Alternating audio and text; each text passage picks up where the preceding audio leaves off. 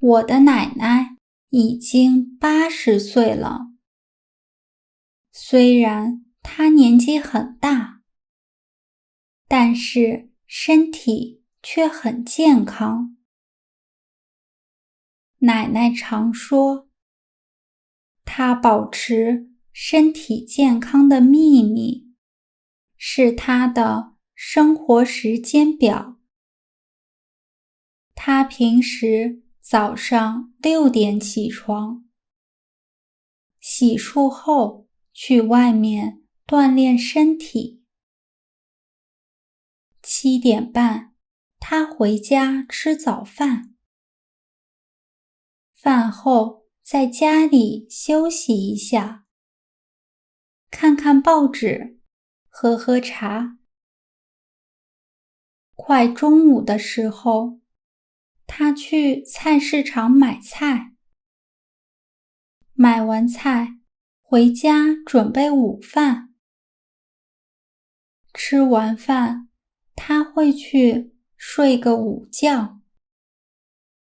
醒来后，去公园散步，和朋友聊天。回家的路上，买点豆浆或牛奶。回家热一热，喝了就去睡觉了。奶奶是一个乐观和善的人。无论遇到什么事情，她总是笑着说没关系，所以身边的人都很喜欢她。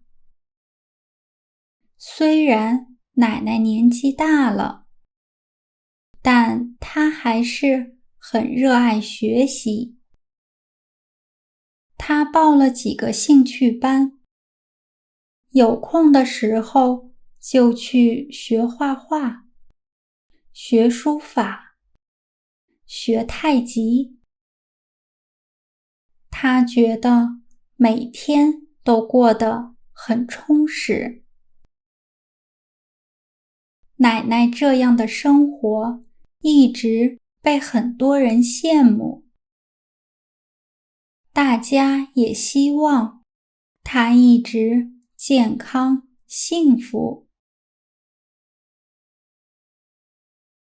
在视频下方的描述栏中，可以找到额外学习资料的链接。谢谢大家的收看，我们下次见。